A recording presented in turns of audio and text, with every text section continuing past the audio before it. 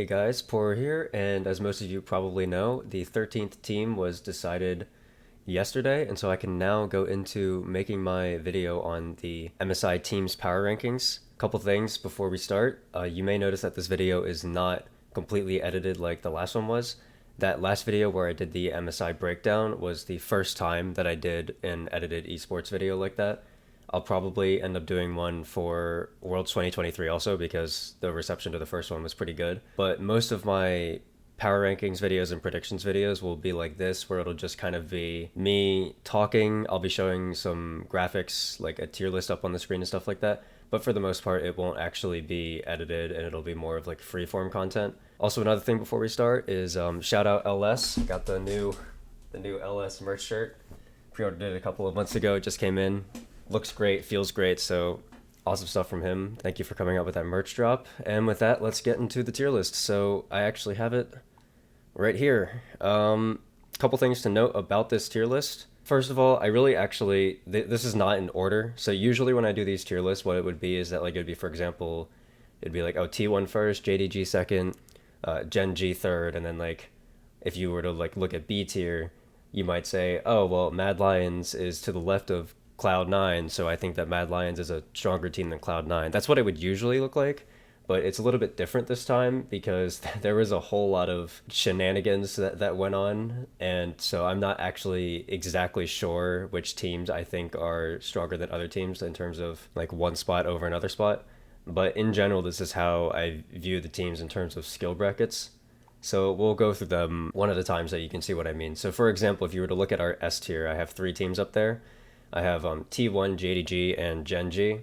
The reason why I say that they're not in order is because there's a lot of things that are preventing me from just putting one over the other. For example, Gen G is coming in as the 1 seed and T1 is coming in as the 2 seed. Gen G beat T1 in playoffs 3-1. It was really not that close, but if you contrast that playoffs finals performance with regular season, it's a completely different story because T1 dominated all of regular season, pretty much destroyed Gen G in both of their meetings. So it's like, okay, do you put T1 over Gen G because they've been the better team for the majority of the season?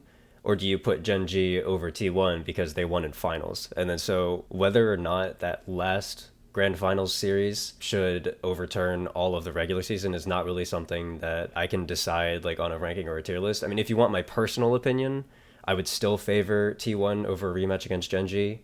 But then again, at the same time, maybe Gen G is just like absolutely insane and we just don't know. So for now, I just have them both in S tier, side by side, not really one above the other. But it is clear to me going in that the LCK is on top and then the LPL is right after. I do have the LPL 1 seed up in S, whereas I have the LPL 2 seed down in A. This is mostly just due to historical results with how Worlds has gone with the last couple of years. While I'm here talking about the teams, I also want to go through and just give another quick rundown on each team so that way everybody knows what to expect going in. And then I can also use that to further justify my explanations.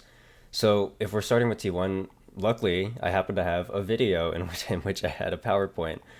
So I can go ahead and look at this. Some of this stuff has changed, and which is why I also have these pages up so that way I can look at exactly what they did in playoffs. The first team I have in S tier is obviously T1. Just to give like another briefing of what happened, they went 17-1 in regular season, pretty much dominated everybody, only lost to HLE in their first meeting in the first round robin. And then they swept their way through playoffs until finals where they lost to Gen G. Their roster is the exact same as their roster last year, so if you haven't been following LCK at all, you can expect to just see the same roster again. These were the champ pools that I had initially at the time. If you take a look at their match history here, I could actually zoom in a little bit. You can see that their champion pools are like still pretty standard across the board. There's nothing too crazy that changed with their picks. In general, LCK is really not all that interesting. I mean, like one thing to point out is that Keria did whip out the Lux as expected. But it seems like in general, at least in playoffs, T1 kind of has ditched that ranged support identity that they had initially. So I don't know if we'll be seeing that again. And on the flip side, you have Gen G with very similar picks. You've got Doran like on the utility tanks. Let me see if I can find where they are pulled up real quick. So like for Doran, it's mostly those utility champions. One important thing to note that I don't have here is that Doran played a really, really great Gragas in game one of that final series.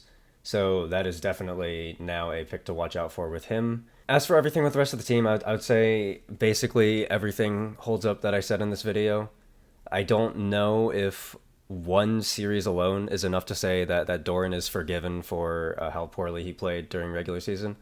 But if finals are any indication, then Doran is definitely looking like a strong member. The other team that I have in S tier is, of course, JDG. They're the team that is the super team. If I pull them up here, Ruler was definitely completely smurfing in finals. If we take a look here at JDG's playoff history, you can see something kind of interesting, which is that they were taken to 5 games by BLG in upper bracket semifinals, but then won pretty convincingly in 4 games in the finals. It's actually just a trend in LPL that upper bracket semifinals is always the most banger series for no reason, because in the upper bracket semifinals this year you had JDG versus BLG, absolute banger series. Last year in summer you had the top esports versus JDG, absolutely banger upper bracket semifinals match that I think is the best or the most entertaining best of 5 ever played in League of Legends history. If you haven't seen that series, I would highly recommend it. I would even put it above Rocks Tigers versus SKT in 2016. But yeah, there was a little bit of a collapse from BLG, and JDG just looked super strong. Ruler refused to lose. Like if I click on Ruler here, and I go to match history, you can see these last games: 709, 319, 815. So I have really strong hopes for JDG. It seems like they fixed up a lot of the issues that they had going in, where I said initially that they were a team with less chemistry than a team like, let's say, EDG. But they've convinced me that they're up there in contention, that they could definitely take the win in MSI. I would not be surprised. Again, it's difficult for me to order these exactly because there's the whole entire T1 Gen G debacle of like, what do you value more, all of regular season or just grand finals? And then on the flip side, it's like, well, I personally value LCK as slightly higher than LPL right now, but I also don't know if I want to put both of the LCK entries above the LPL's 1 seed. I feel like the LPL's 1 seed probably would be the 2 seed in the LCK. So it's difficult for me because I don't know which LCK team to put in front, and I don't want to put the LPL team third. So for now, I just kind of have them all tied in S tier, and you guys can decide for yourselves who you guys think are the overall winners. I said this before, but if I were to give an opinion on who I think is going to take it home, if I had to bet my entire life savings on something, I would still go with T1, but we'll see. Moving on to A tier, I only have one team in A tier, and that's BLG. The main thing that has me bringing them up to A tier instead of sitting in B tier with like top LCK is that upper bracket semifinals match against JDG. They looked very, very strong in all of playoffs, especially Bin. Bin has pretty much been smurfing on everybody, so I have a lot of hopes for this team going in. I think that they'll bring a lot of firepower to the tournament. Also, another thing to point out about this team is that Shun is still definitely playing Kindred. So if we take a look at these pocket picks, you can see that Kindred down there. He's definitely still prioritizing it. He played it in pretty much every series, I think. And I would still say that the jungle meta is going to remain stagnant based on what the MSI patches were. The only change that we might possibly see is that we can see Lilia in the jungle, but Kindred is a really good pick into both Wukong and Vi, so you can expect to see that, and I think that that pick will definitely be a determining factor in whether BLG can win series or not. Now we get to move into the B tier, and this is where it starts to get a little bit spicy, because I have Mad Lions, G2, Cloud9, and Loud all in B tier. Some of it is really straightforward. I have both LEC teams up in B tier. This was really interesting for me because G2 is the type of team that if you had taken their winter split performance, they're an A tier team. But then, of course, everybody knows that they finished 4th place in the spring split. So, like, there's a lot of people who are even questioning if they deserve to be at MSI, which, you know, personally, I think they do. I think that if you finish first in winter and then top 4 in spring, then, like, yeah, you're probably a top 2 team in your region. And then on the flip side, you have Mad Lions, who finished 2nd in winter and then 1st in spring, creating one of the more impressive miracle runs that's happened lately. Mad Lions was pretty much the consensus, like, 8th place team, 7th place, 8th place team heading into the group stage of LEC. But then they just kept on winning, and now they are 1st place. For that reason, I kind of slotted them both in B tier, mainly because it's for G2, they're not A tier because they underperformed in spring. And for Mad Lions, they're not A tier because their regular season was poor enough that I don't feel comfortable saying that they're going to be a super dominant force in MSI. I've also got Cloud9 here, who are the LCS 1 seed. The reason why I don't have them as A tier is really simple. It's because how are you going to put the LCS above both LEC teams? It's just not happening with how recent historic performances have gone. But I do feel comfortable saying that I could put Cloud9 with the same tier as the LEC because their recent performances have been pretty strong. If you look at their roster, it's remained mostly stagnant across the years. Fudge, Blabber, and Sven being very consistent members. And then you have Berserker, who was there last year. And then you also have MNS, who does look like an upgraded Jensen. So what I'm assuming is that this Cloud9 roster is going to be at the same level or stronger performing than what they did in both 2022 and 2021, in which, of course, they made quarterfinals the 1 year, and then they were the undisputed best team in the LCS the second year. I would say that there's a pretty sizable gap between Cloud9 and the rest of the LCS right now, which is why I can comfortably say that, you know, if Cloud9 was in the LEC, I think that they would be a top 4 team, so I can kind of put them in the same ballpark as those other LEC teams. With that same logic, that's actually why I have Loud here. That pick's probably going to surprise a lot of people. Most people would either have them C or D, would be my guess. But if you were to ask me to power rank all of the regions historically, the way that I would put it is LCK on top, then LPL, then LEC and LCS. After that, you have the VCS, and then the PCS, and then the CB LOL. So like that's the order in which I would put the regions. However, the VCS and PCS have been kind of underperforming lately. PCS mostly peaked in 2021, and they've been on the downtrend ever since. And then VCS, I can't really rate as highly anymore because Gigabyte Marines did not do nearly as well as I thought they would in Worlds last year. So there's kind of a question mark about where CB LOL fits in that VCS PCS ranking. And for me, there's actually a chance that CB LOL could be pushing their way past to the VCS and the PCS if you look at their recent international performances. Also, the other thing to mention about the CB LOL is that the team that they're sending Loud was the same team that they sent in Worlds, and that team beat Fnatic in play-ins. So what you're looking at is that you're looking at a super dominant CB LOL roster who, by the way, swept finals 3-0. It was going into that finals, everybody knew that Loud was going to 3-0 that, like maybe a 3-1 if there was some like crazy, horrible early game for Loud. But for the most part, everybody knew it was going to be a 3-0. So in the same way that Cloud9 is like undisputably at the top of LCS, Loud is even more so completely dominating the CB LOL.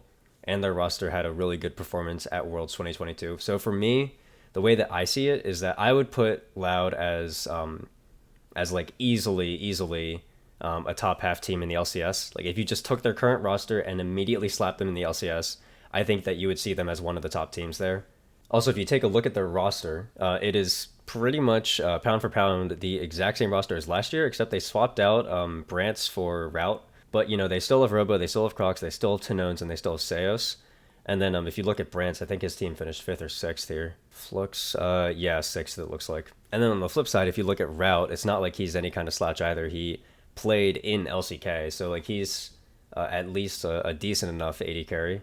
I would say that that overall is an upgrade. Also, if you were to look at the Loud performances at Worlds 2022, for the most part in play-ins, Brantz and Seos were a Misfortune, a Mumu, kind of like one trick pony bot lane. If they weren't on Misfortune, if Brantz wasn't on Misfortune, the team did not look nearly as good as they did otherwise. Whereas I think that this time around, their team has a lot more flexibility, and they still play the exact same style they played before. So if you remember watching Loud in play-ins in that Worlds 2022, they played extremely aggressive. They were pretty much early game centric, you know, jungle moves mid, gives mid prio, then they go and dive some kind of lane, most likely bot lane. There was even occasions where they were like diving the bot lane tier 2 5v5, just straight up trying to do anything they can to start a fight. So they're a really explosive team. In my eyes, they play similarly to how an LPL team plays, and I think that they can definitely make a huge splash in this tournament. And it's for that reason that I have Loud above teams like Gigabyte Marines and PSG Talon. I would say that if your tier list looked like this, that's also reasonable. But for me, I just think there's enough international experience across the team and then results to back up putting them there with the top of the LEC and LCS. Moving into the C tier here, we have Gigabyte Marines, PSG Talon, and Golden Guardians. Gigabyte Marines was a team that I rated very highly for a long time. Vietnam was It used to be part of the LMS, and that region was always the like kind of undisputed fifth strongest region after LCS. At the time, it was actually kind of seen that there were five major regions. If you watched my World's 2022 power ranking video, I had Gigabyte Marines very, very highly rated. I think I had them as a top 10 team. But everybody knows how their group stage went. They finished, I think it was 1-5. It was not a very convincing performance. And then their VCS counterpart, the 2 seed, bowed out in play-ins, so they didn't even make it to the group stage. And Gigabyte Marines and Saigon Buffaloes, in finals, it was a 3-2. So those teams weren't super far apart in the first place. The main reason why I didn't realize that the VCS was as far behind as they were was because the VCS had been out of commission for years because of COVID, so they hadn't actually participated in any international tournaments lately. And then in MSI that year, Gigabyte Marines was the 1 seed from the VCS, but they got sent to the C Games, and so they played in the C Games, and then they sent their 2 seed Saigon Buffalo to MSI. So again, I had no real metric for determining how strong this team was until last year in Worlds 2022. They do still play the same style as before, so they play a hyper aggressive style, mostly jungle focused. It was actually really nice because we got to see the Nocturne come out in finals. Oh my bad, not finals. It looks like it was or not even semifinals, but anyway, we got to see the Nocturne come out, so we know that Levi can still pilot that pick, which is super, super exciting. One of the things that I really like about the Gigabyte Marines paired with their super aggressive style is that they're one of those teams where if they fall behind, they're not just going to bleed out slowly. They're going to look for something to try and make their way back into the game.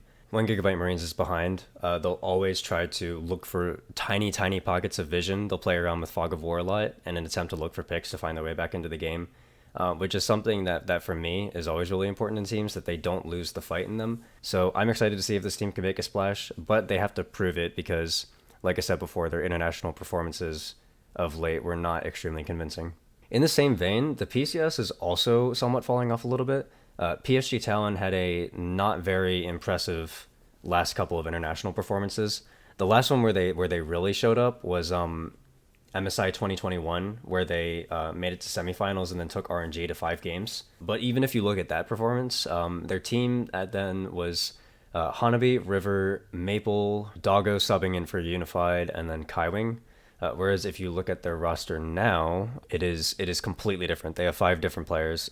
So their team is it's Ozzy, Junjia, I believe it's Ubao, Wako, and Woody are the ones that they're playing. Let me verify that real quick. Yeah. So that's who they're playing. On this team, the 2 main standouts are Wako and Junjia. Specifically, Junjia, he came from EDG. People who have been around my community for a while know that I absolutely love this guy. He's a solo queue beast. I don't think he can solo carry this team, and in general, the PCS has been looking less inspirational lately, so I don't have super high hopes for their team, but they are still in that kind of bastion of regions that are slightly below LCS and LEC, so I can't knock them too hard, so that's why I have them in C tier. And then the last team that I have in C tier is Golden Guardians. This team is kind of similar to Mad Lions in the sense that they finished regular season in 6th. They were kind of an underdog in every single best of series that they played, and then they made it to finals anyway. And then they're similar to Gen G in the sense that their weak point in regular season was Licorice, but Licorice actually stepped it up in finals and looked like a completely different player. Sorry, not finals. Licorice stepped it up in semifinals. Whether Licorice can maintain his playoffs form will determine how well this team does, because if Licorice doesn't keep the form that he had in playoffs, I do expect him to get run over in the top lane, so we'll have to see how that goes. Their mid-jungle River Gory, I still think that they're going to be a top-level mid-jungle, but other than that, I don't really think that their team has what it takes to stand up to these other top teams. If Golden Guardians does make it out of the play-in stage, I would not be extremely surprised, but I also don't expect it to happen, and I would put them on the same level as teams like Gigabyte Marines or PSG Talon. In fact, if I remember correctly, Gigabyte Marines and Golden Guardians are playing each other in the first round, which, by the way, I will do a predictions video, but it's not going to be for another day or two, because I really want to go in and look at what every single team is drafting, so that way I can kind of do mock drafts and figure out how I think the series would go.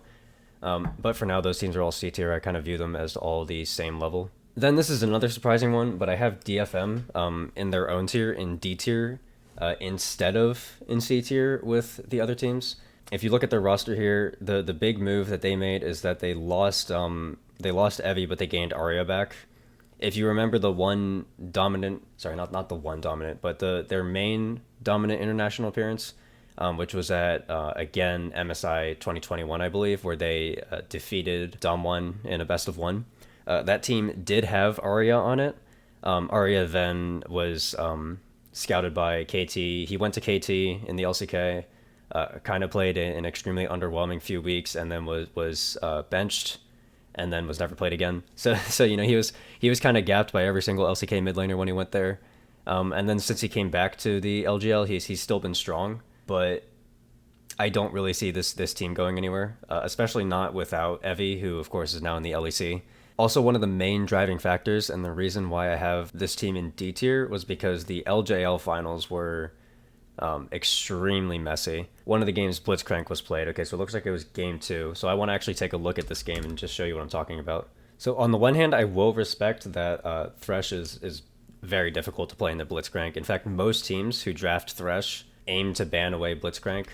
But this series is just a mess on both teams' parts. He gets killed there by Blitzcrank. Here's one. Let's see. Harp walks up. Knock up. Hooks Maokai for free. Let's see. Here's one. Loken has Ghost and Flash up. Let's see. Blitzcrank runs directly at him, knocks him up, hooks him in. Game is unplayable for bot now. Harp didn't even have to flash for that. Let's see. Here's one. Once is just clearing ward on vision. Free of Blitzcrank hook. Let's see. What happens this time? Let's see. Paz with Flash. Gets charmed. Hooked in. Let's see. Harp walking forward. Hooks once just for free. He's dead. Up, here's another one. Thresh gets charmed with Flash, hooked in. Like, my main point with this series is that when you pick Blitzcrank, even into as many mobile champions as that team has, Blitzcrank is not really supposed to, in pro play, he's not supposed to be able to just hook people for free from max range and land the hook. Like, that's not really a thing that happens. I mean, like, he was hooking people who had Flash up, and he landed like 5 or 6 hooks in this series. Usually what you get is that you either get Blitzcrank hooking off of CC or off of some kind of setup, or you get like 1 or 2 crazy hooks over the course of the game, and that's it. You don't get games like this. And it wasn't just this game. It was pretty much every single game in LJL playoffs where it was teams making mistakes as opposed to teams making good plays. And then so after watching that series, it's just really, really difficult for me to say that DFM deserves to be up there in C tier, because the LJL is just not a strong region to me going into this anymore. And then the last team that I have in F tier is Movistar Rainbow 7. This team is from the LLA, and in my opinion, the LLA is the weakest minor region. Their historical international performances have been really weak. And then the main thing, and I did mention this in my MSI video, is that I felt like in terms of roster, 6K was really the only roster that might do okay in international, because they had both On Fleek and Cody. But now they're sending this roster. Bong, Adi, Miru, Seo, and Leons, which is like, I don't really have faith in this roster. I mean, I think that realistically what happens is that you have Miru and Adi like consistently losing a little bit. And then their bot lane is like pretty new, I think. 19-year-old ADC. Like I feel like this bot lane is just not going to do very well. I don't think that they have the experience to survive a lot of the bot lanes that are in the tournament. And then one of the areas of praise that I had for this team in my original video was that their top laner Bong had a lot of like wild and crazy pocket picks, and that he might be like a little bit of a dark horse factor for this team. But if you look at playoffs, like the crazy picks that I mentioned was that he was playing Aurelia, Tryndamere, Gwen, Lee Sin, Darius, Aatrox. Like, he has all these games on random not meta champions that he does well on. Like Aurelia game 7-1, Tryndamere 4-0-5, like Aatrox 5-1, Darius 5-1. Like I mean, the Lee Sin top game was not good, but like in general, he was always really creative, could find all these picks. Let's look at playoffs. Renekton, Sion, Malphite, Cho'Gath, Gwen, Cassante, and Arjax. Like, if that's what he's going to play, like if he's just going to play meta, like if everybody on this team is just going to resort to meta, then I think that they'll bleed out because of their inexperience. And then just I don't believe that they have any winning lanes that can help them contest other teams. But anyway, there it is. That's my tier list, S, A, B, C, D, F. I'll be doing play and stage predictions later, but like I said, I want to go in and figure out what exactly each team is prioritizing in draft, so that way in that video I can kind of do some mock drafts to help explain why I think some teams will beat other teams. But with that out of the way, that's going to be it for me this video, and I'll see you guys next time.